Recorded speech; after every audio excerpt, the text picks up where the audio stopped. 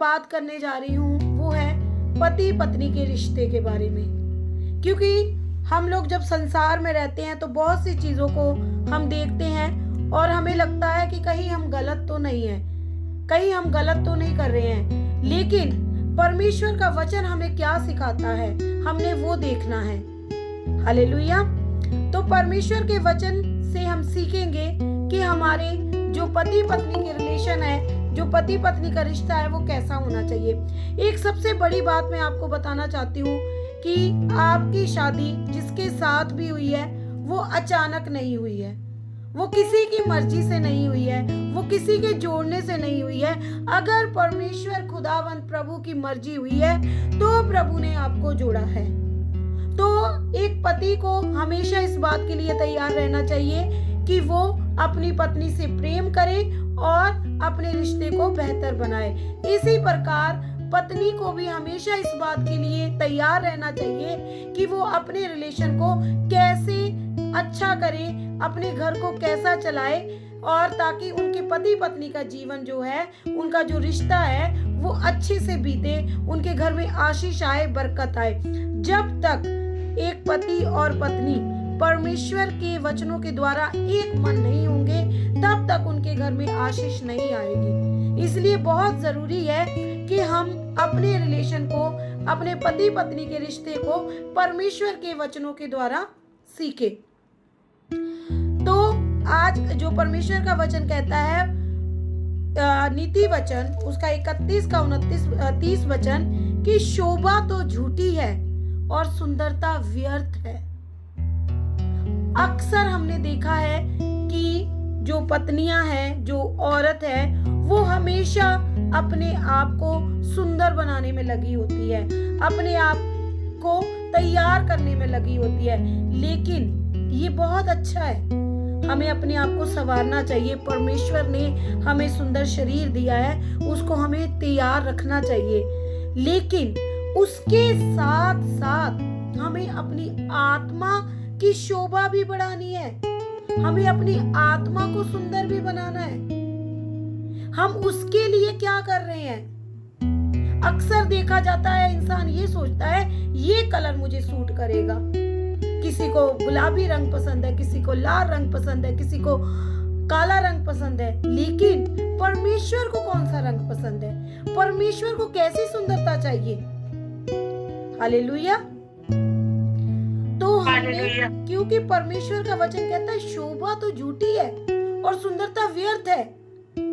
जो शरीर की सुंदरता है वो एक दिन खत्म हो जाएगी, लेकिन अगर हमने अपनी आत्मा को सुंदर बना लिया, अगर हमने अपने चाल चलन को सुंदर बना लिया, अगर हमने अपने रिश्ते को सुंदर बना लिया, वो हमेशा रहेगा। जो स्त्री यहोवा का भय मानती है उसकी प्रशंसा की जाएगी। एक औरत, एक बात मैं आपको यहाँ पर और बताना चाहती हूँ।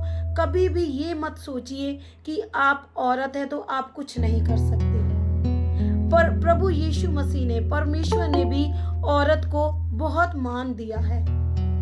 याद रखिए, वो एक औरत ही थी जिसके गर्भ में प्रभु यीशु मसीह जी शरीर के रूप में आए। उन्होंने इस दुनिया में आने के लिए एक औरत को चुना। वो औरत ही थी जिसको परमेश्वर ने मुर्दों में से जी उठ के पहली बार दर्शन दिया। तो औरत की पावर को, औरत की प्रेजेंस को कभी भी छोटा मत समझिए। एक औरत का परमेश्वर में के वचनों में चलना, उसके वचनों में बढ़ना बहुत ज्यादा जरूरी है। एक घर को चलाना बहुत ज्यादा जरूरी है। अगर एक औरत, एक जो घर की वाइफ है, वो मेन पिलर है, अगर उसके मन में, उसके जीवन में परमेश्वर की वाणी नहीं है, परमेश्वर का वचन नहीं है, उसका घर नहीं चलेगा। परमेश्वर का वचन कहता है जो स्त्री यहोवा का भय मानेगी उसकी प्रशंसा की जाएगी। अब एक स्त्री की प्रशंसा कब होती है? जब वो एक अच्छी पत्नी हो, जब वो एक अच्छी माँ हो। और याद रखिए, पेट का फल भी यहोवा की ओर से इनाम है। अगर परमेश्वर ने चाहा तो आपकी औलाद है, और बहुत सी बहनें ऐसी हैं जिसको अभी तक परमेश्वर ने इस जो पेट के फल से नहीं गिफ्ट जो नहीं दिया। तो मैं उन बहनों के लिए भी प्रार्थना करती हूँ कि यहोवा के भय में रहिए। यहोवा आपके जीवन में बच्चे की आशीष को देंगे और आपकी प्रशंसा हर जगह बढ़ाई जाएगी अगर आप वचनों में रहेंगे तो। अगर आप यहोवा के भय में, दुनिया के भय में नहीं। आज बहुत से हमें फोन आते हैं कि सिस्टर जी आज ऐसा दिन है, आज दुनिया में ये चीज मनाई जा रही है, हमारी विरोधता होगी, हम क्या करें, ऐसा ना हो। तो वो लोग क्या करते हैं, दुनिया के भय में जीते हैं। लेकिन अगर दुनिया के भय में जियोगे तो कभी परमेश्वर की आशीष हमारे जीवन में नहीं आएगी। हमें परमेश्वर के, यहोवा के भय में जीना है कि उसका वचन हमें क्या कहता है। हम नए नियम में पढ़ेंगे आगे, इफिसियां उसकी 5 और उसकी 26 आयत 25 से पढ़ते हैं। हे पतियों, अपनी अपनी पत्नी से प्रेम रखो, जैसे मसीह ने भी कलीसिया से प्रेम करके अपने आप को उसके लिए दे दिया। मैं आपको बताना चाहती हूँ कि मसीह में ये नहीं कि पत्नियों की ही ड्यूटी है, पति की भी ड्यूटी है कि वो वचनों में चले और अपनी पत्नी से प्रेम रखे और उसको एक कमजोर पात्र जानकर उसकी हेल्प के लिए हमेशा तैयार रहे। जितने भी भाई इस ग्रुप में जुड़े हैं, मेरी बात को सुन रहे हैं, वो इस बात पर ध्यान लगाइए कि जो पत्नी है वो एक कमजोर पात्र है, आपकी सहायता के लिए आपको दी गई है। तो हमेशा उस बात के लिए खड़े रहा करो कि आपकी पत्नी को आपकी किस जगह पर जरूरत है। आप हमेशा उसकी हेल्प कीजिए, उसको हर जगह। वीडियो कैमरा ऑन करो, सब जन अपने कैमरास को ऑन कीजिए ताकि हमारा और आपका लिंक बना रहे और जो बात पवित्र आत्मा की ओर से है वो मैं आप तक पहुंचा सकूं, ताकि आप इस वचन को लेकर आशीष को पाएं। सभी अपने कैमरास को ऑन कीजिए। याद रखिए, ये जो कैमरा है वो आपके हाथ में, आप ऑन रख सकते हो, ऑफ रख सकते हो, लेकिन याद रखिए एक प्रभु का कैमरा भी लगा हुआ है जो हमेशा ऑन रहता है, जो हमेशा हमें देखता है कि हम किस रीति से बैठे हैं, हम किस रीति से क्या कर रहे हैं। तो परमेश्वर का वचन आपको बहुत आशीष दे, बरकत दे। तो हम बात कर रहे थे कि पति भी अपनी पत्नी से प्रेम रखे क्योंकि मसीह ने हमसे प्रेम किया। आप लोगों को मैं बताना चाहती हूँ कि जो कलीसिया है, चाहे वो ब्रदर है चाहे वो सिस्टर है, हम सब प्रभु मसीह की दुल्हन है। एक दिन प्रभु परमेश्वर एक दूल्हे की तरह आएगा और हमें ले जाएगा अपने साथ। तो हम क्या हैं, उसकी दुल्हन है। हमने परमेश्वर के लिए अपने आप को तैयार करना है। हालेलुया। तो परमेश्वर का वचन कहता है कि जैसे कि मसीह ने कलीसिया से प्रेम किया। आपको पता, मसीह, प्रभु यीशु मसीह ने कलीसिया से दुल्हन के समान प्रेम किया। वो कैसी दुल्हन चाहता है? हालेलुया। वो कैसी दुल्हन चाहता है? अगर आप लोगों के पास बाइबल हो तो आप जरूर बाइबल लेके बैठो किया करो प्रार्थना में और वचन को ज्यादा से ज्यादा पढ़िए। याद रखिए, दुनिया में ऐसा कोई रिश्ता नहीं है, दुनिया में ऐसा कोई समय नहीं है जब कभी हमें जरूरत हो और उसके लिए परमेश्वर हमें जवाब ना दे। कई बार हमारे मन में ऐसे क्वेश्चन आते हैं कि आज के दिन हम क्या करें, आज हम क्या करें, इस समस्या से कैसे लड़ें, इस समस्या का हल कहाँ से ढूंढें। अगर हम बीमार है तो चंगाई का वचन बाइबल में है।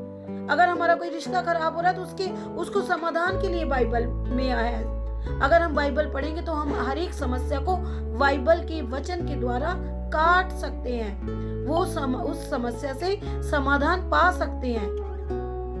मसीह ने कलीसिया से कैसे प्रेम किया? अपनी दुल्हन के समान। प्रभु यीशु मसीह अपनी कलीसिया को कैसे तैयार करना चाहता है? आगे लिखा है 26 में। मैं इस मीटिंग के बाद आपको ये वचन के जो आयत नंबर है वो टाइप करके भेज दूंगी, तो आप बाद में भी इन वचनों को पढ़ना ताकि परमेश्वर का प्रकाशन आपके ऊपर और गहरा उतरे और आप अपने जीवन में और आशीष को लेके आ सके, आप अपनी घर गृहस्थी को और अच्छे से चला सके। हालेलुया। याद रखिए, जब तक हमारे घर में सुख शांति नहीं होगी, जब तक हम अपने घर को नहीं संवार सकते, हम कुछ नहीं कर सकते।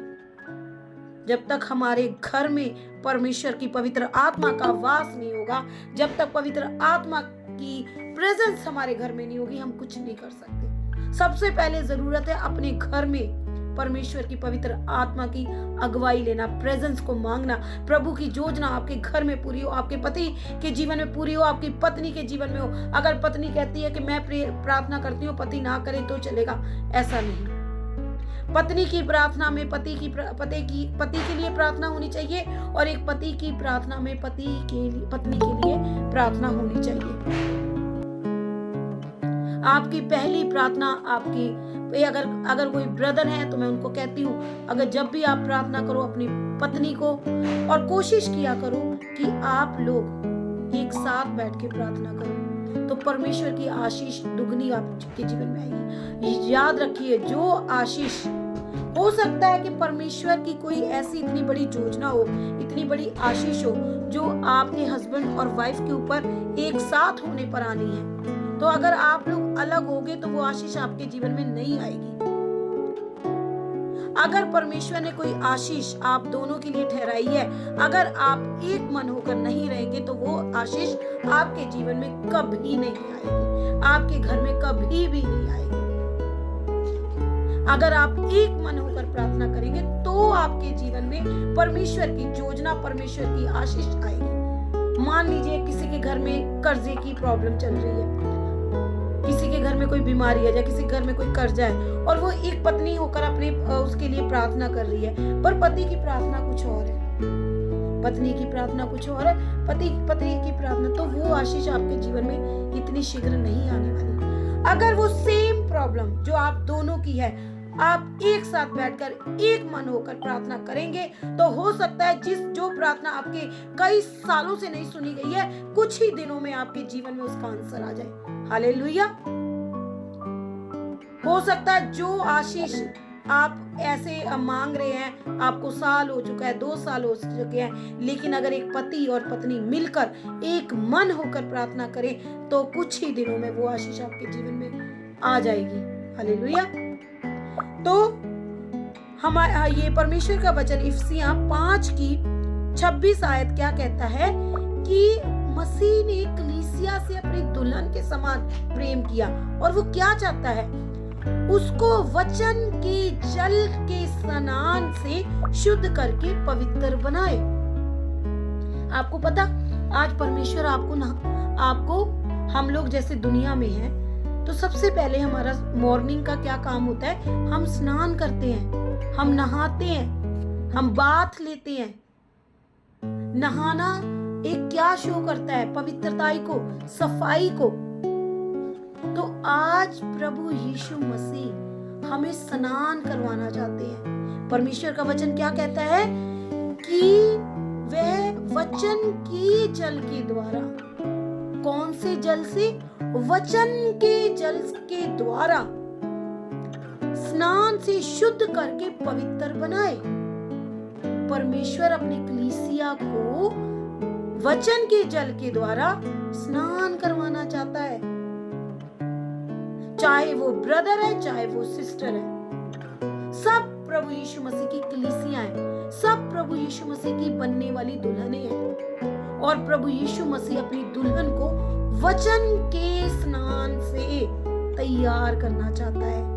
और वो कैसा होगा, परमेश्वर प्रभु यीशु मसीह जी चाहते हैं कि एक ऐसी तेजस्वी कलीसिया बनाकर अपने पास खड़ी करे, जिसमें ना कलंक हो, ना झुर्री हो, ना कोई ऐसी वस्तु हो, वरन पवित्र और निर्दोष हो। अगर आप लोग ज्यादा से ज्यादा पवित्र वचन के जल से स्नान करेंगे, तब जाकर आप इस वचन को पूरा कर सकेंगे। जिस दिन परमेश्वर का दूसरा आगमन होगा, तो आपके अंदर ना कोई कलंक होगा, ना कोई झुर्री होगी, बल्कि आप लोग उस दिन पवित्र और निर्दोष ठहरेंगे। अगर हमारे जीवन में पवित्रता ही नहीं है, हम निर्दोष नहीं ठहरेंगे, तो हमारे जीवन में आशीष नहीं आएगी। हमें किस किस जगह पर निर्दोष ठहरना है। हम छोटी छोटी बातों में, पता है आप लोगों को, छोटी छोटी घर गृहस्थी की बातों में परमेश्वर के वचन के खिलाफ चले जाते हैं और हम पर दोष आ जाता है। इसलिए जरूरत है कि हम ज्यादा से ज्यादा परमेश्वर के वचन से स्नान करें। पवित्र वचन हमें क्या कह रहा है? हमारा परमेश्वर अनोखी परमेश्वर है, जो अपनी महिमा किसी दूसरे को नहीं दे सकता। प्रभु चाहता है कि उसकी कलीसिया, उसके बच्चे उसकी उपासना करे, उसके आगे प्रार्थना करे। हम प्रभु की महिमा कभी भी चांद, तारे, सूरज किसी को नहीं दे सकते, ना हम किसी पेड़ की पूजा कर सकते हैं। हम सिर्फ खुदावंत प्रभु की पूजा कर सकते हैं। हम सिर्फ ये बात बोल सकते हैं कि प्रभु तेरा धन्यवाद कि तूने चांद को बनाया, तूने सूरज को बनाया, तूने तारों को बनाया, तूने इतनी सुंदर प्रकृति को बनाया, पेड़ बनाए, जल बनाया, कितने जीव जंतु बनाए, पशु पक्षी बनाए, जो हमारी सहायता के लिए है, जो हमारे जीवन की जरूरतों को पूरा करते हैं। लेकिन हम किसी को भी प्रभु की महिमा नहीं दे सकते। हम प्रभु का इस सृष्टि के लिए, इस पृथ्वी के लिए, इस चांद तारों के लिए, सबके लिए प्रभु का धन्यवाद करते हैं कि प्रभु कितना ही सुंदर नजारा है, कितनी सुंदर चीजें प्रभु तूने हमें दी है। और ऐसे ही आप लोग अपने पति और पत्नी के लिए भी परमेश्वर का धन्यवाद करो। शिकायत नहीं करनी कि ये कौन किसको मेरे साथ जोड़ दिया। मेरा, कई बार पत्नियां कहती हैं कि मेरा आपके साथ शादी होना गलत है, तो ऐसा नहीं सोचना है। परमेश्वर ने चाहा तो आप लोग जुड़े हो। प्रार्थना करनी है कि प्रभु जिसको आपने मेरे साथ जोड़ा वो ब्लेस हो। प्रभु आप मेरे पति को अपने वचनों के द्वारा तैयार कीजिए। और जो स्त्री परमेश्वर यहोवा के भय में रहती है उसकी प्रशंसा की जाएगी। तो प्रशंसा तब होती है जब हम हर चीज में संपन्न हो। एक हम अच्छी पत्नी बने, एक हम अच्छी औरत बने, एक अच्छी माँ बने। हमारे बच्चे यहोवा की ओर से सिखलाए होने चाहिए। अगर हम परमेश्वर के भय में नहीं रहेंगे तो हमारे बच्चे नहीं रहेंगे। तो ऐसे हमारा जीवन खराब होता चला जाएगा। इसलिए सबसे ज्यादा जरूरी है कि हम परमेश्वर के भय में रहें। और एक लास्ट वचन मैं आपके लिए पढ़ूंगी, उसके बाद हम बंद करेंगे।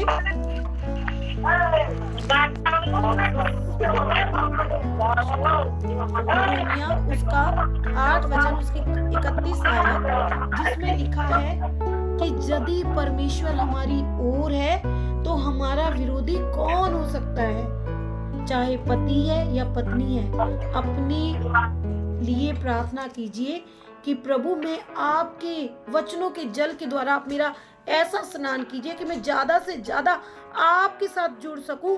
और जब आप वचनों में चलेंगे, पवित्र ठहरेंगे, निर्दोष ठहरेंगे, तभी परमेश्वर की योजना आपकी तरफ होगी, तभी परमेश्वर आपकी तरफ होगा। तो दुनिया से नहीं डरना है, परमेश्वर से डरना है, ताकि परमेश्वर आपकी ओर हो। और जब परमेश्वर आपकी ओर होगा तो कोई विरोधी नहीं हो सकता। तो दुनिया में आपका कोई विरोधी नहीं होगा, कोई आपका कुछ नहीं बिगाड़ सकता। इसलिए इस बात से नहीं डरना कि अगर मैंने ऐसे नहीं किया तो ये मेरे विरोधी हो गए, मेरे रिश्तेदार मेरे विरोधी हो गए, ये विरोधी हो गए, मेरा कुछ नहीं बनेगा, मैं किसके साथ रहूंगा। अगर आपने परमेश्वर को मना लिया, परमेश्वर आपकी ओर है, तो सब के सब आपके साथ रहेंगे, सब आपको मानेंगे, सब आपको बुलाएंगे। ऐसा कुछ नहीं है। समा परमेश्वर को दीजिए ताकि परमेश्वर आपको ऊंचा उठाए।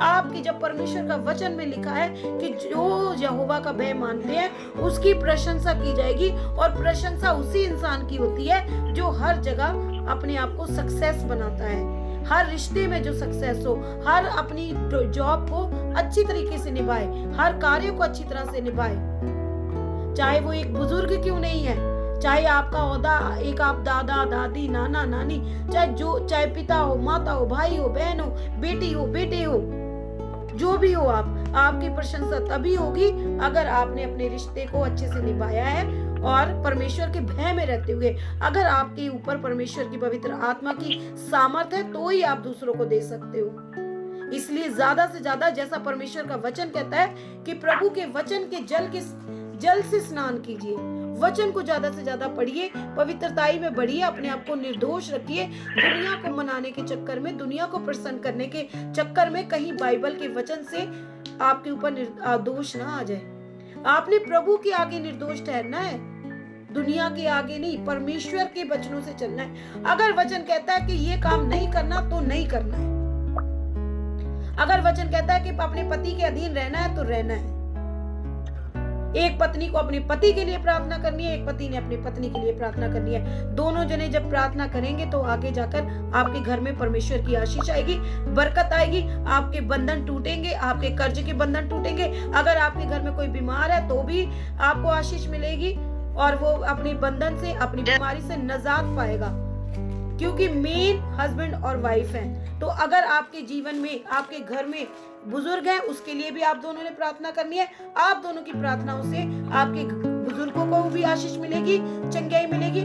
आप दोनों की प्रार्थना से आपके बच्चों का पालन पोषण अच्छे से होगा, उनकी जरूरतें सारी पूरी की जाएंगी। इसलिए हस्बैंड और वाइफ एक मन होकर दुनियावी रीति रिवाज निभाने की जगह परमेश्वर के वचन में बढ़िए, परमेश्वर की आशीष को ग्रहण कीजिए, प्रार्थना में ज्यादा से ज्यादा रहिए, एक मन होकर प्रार्थना कीजिए। ये प्रार्थना आप लोगों की एक होनी चाहिए। अगर जरूरत आपको आज जिस चीज की है उसके लिए एक मन होकर प्रार्थना कीजिए। आपके जीवन में कभी भी कोई भी परेशानी नहीं रहेगी, आपके घर में कोई परेशानी नहीं रहेगी। मैं परमेश्वर के वचनों की सामर्थ्य से, पवित्र आत्मा की सामर्थ्य से डिक्लेयर करती हूँ, जो इन वचनों पर विश्वास करेगा और जो इन वचनों को मानेगा और जैसे परमेश्वर के कलाम ने आपको सिखाया है वैसे चलेगा, मैं सचमुच कहती हूँ कि परमेश्वर की कृपा आपके घर पर आएगी। याद रखिए, एक स्वर्ग वो है जिसकी हम लोग बाट जोते हैं, जिसके लिए हम अपने आप को तैयार करते हैं कि प्रभु यीशु मसीह आएंगे और हमें स्वर्ग लेके जाएंगे।